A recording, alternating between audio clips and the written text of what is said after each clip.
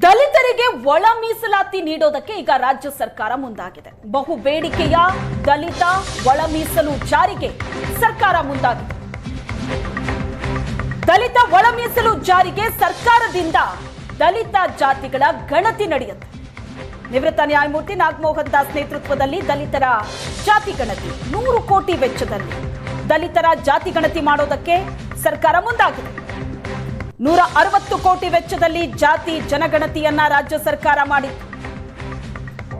ಈಗ 100 ಕೋಟಿ ವೆಚ್ಚದಲ್ಲಿ ದಲಿತರ ಜಾತಿ ಗಣತಿ ಮಾಡೋದಕ್ಕೆ ಸರ್ಕಾರ ಮುಂದಾಗಿದೆ. 3 ಹಂತದಲ್ಲಿ ನಾಗಮೋಹನ್ ದಾಸ್ ಸಮಿತಿಯಿಂದ ದಲಿತ ಜಾತಿ ಗಣತಿ ನಡೆಯುತ್ತೆ. ಒಟ್ಟು 3 ಹಂತದಲ್ಲಿ ಈ ಗಣತಿ ನಡೆಯುತ್ತೆ. ದಲಿತ ಜಾತಿ ಗಣತಿಗಾಗಿ 65,000 ಶಿಕ್ಷಕರನ್ನ ಸರ್ಕಾರ ನೇಮಕ ಮಾಡಿದೆ. ಇವತ್ತಿನಿಂದಲೇ ರಾಜ್ಯದಾದ್ಯಂತ ದಲಿತ ಜಾತಿ ಗಣತಿ ಆರಂಭ ಆಗಿದೆ.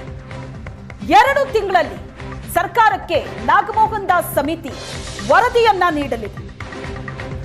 ಮನೆ ಮನೆ ಸಮೀಕ್ಷೆ ಶಿಬಿರಗಳ ಮೂಲಕ ಆನ್ಲೈನ್ನ ಮೂಲಕ ಸಮೀಕ್ಷೆ ನಡೆಯುತ್ತೆ.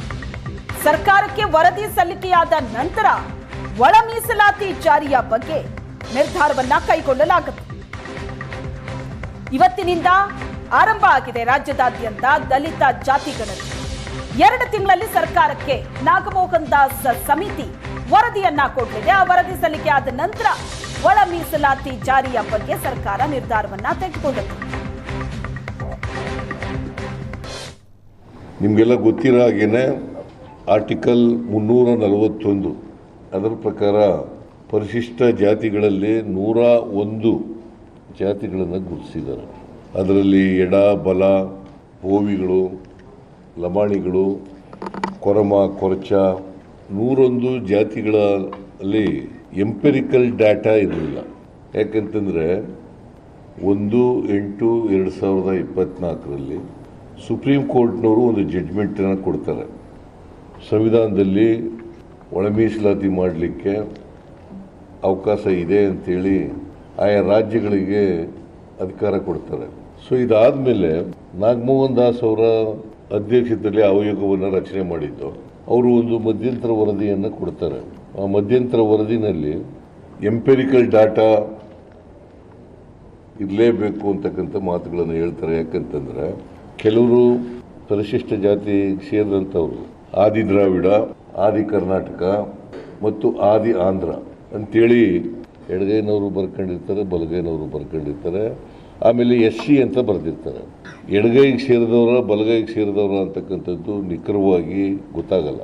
ಸೊ ಈ 101 ಜಾತಿಗಳಲ್ಲಿ ಒಳ ಮೀಸಲಾತಿಯನ್ನು ಕೊಡಬೇಕಾದ್ರೆ ನಿರ್ದಿಷ್ಟವಾದಂಥ ಅಂಕಿಅಂಶಗಳು ಬೇಕಾಗ್ತದೆ. ಅದಕ್ಕೋಸ್ಕರ ನಾಗಮೋಹನ್ ದಾಸ್ ಅವರ ಆಯೋಗದವರು ಎಲ್ಲ ಸಿದ್ಧತೆಗಳನ್ನು ಮಾಡ್ಕೊಂಡು ಸೊ ಈ 3 ಮೂಲಕ ನಿಖರವಾದಂಥ ಮಾಹಿತಿ ಪಡ್ಕೊಂಡ್ಮೇಲೆ 60 ದಿನಗಳಲ್ಲಿ ವರದಿ ಕೊಡಿ ಅಂತ ಹೇಳಿದ್ದೀವಿ ನಾವು. ಅದಾದ ಮೇಲೆ ಶಿಫಾರಸನ್ನು ಮಾಡ್ತಾರೆ. ಈ ಸಮೀಕ್ಷೆ ಕೈಗೊಳ್ಳಲಿಕ್ಕೆ ಮೊಬೈಲ್ ಆ್ಯಪ್ ಮೂಲಕ ಬೆಳಿಗ್ಗೆ 6:30ರಿಂದ ಸಂಜೆ 6:30ರವರೆಗೆ ಎನೇಬಲ್ಡ್ ಮಾಡಲಾಗಿರುತ್ತದೆ, ಅವಕಾಶ ಮಾಡಿಕೊಟ್ಟಿರ್ತೀವಿ. ಇದು ಮನೆಗೆ ಹೋದಾಗ ಅವರೆಲ್ಲ ಮಾಹಿತಿ ಕೊಡಬೇಕು. ಯಾವ ಮೂಲ, ಯಾವ ಜಾತಿಗೆ ಸೇರಿದ್ದೀವಿ ಅಂತಕ್ಕಂಥದ್ದನ್ನು ಹೇಳಬೇಕು.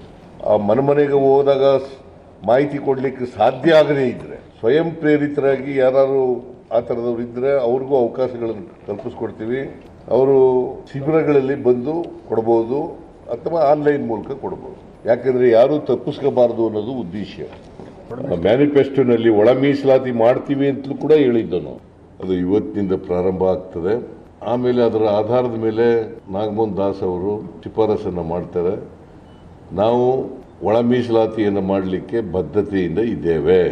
ನಾನು ಎಲ್ಲ ಪರಿಶಿಷ್ಟ ಜಾತಿಯವರಲ್ಲಿ ಮನವಿ ಮಾಡ್ತೇನೆ, ದಯಮಾಡಿ ಎಲ್ಲರೂ ಕೂಡ ಈ ಒಳ ಮೀಸಲಾತಿ ಸಮೀಕ್ಷೆಯಲ್ಲಿ ಭಾಗವಹಿಸಿ. ಗಣತಿದಾರರು ನೀವು ಬಂದಾಗ, ಎನ್ಯುಮರೇಟರ್ಸ್ ಬಂದಾಗ ಮಾಹಿತಿಯನ್ನು ಕೊಡಿ.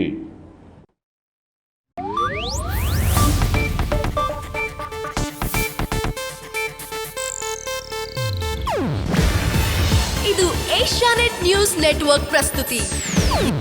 ನೀವು ನೋಡ್ತಿದ್ದೀರಾ ಏಷ್ಯಾನೆಟ್ ಸುವರ್ಣ ನ್ಯೂಸ್.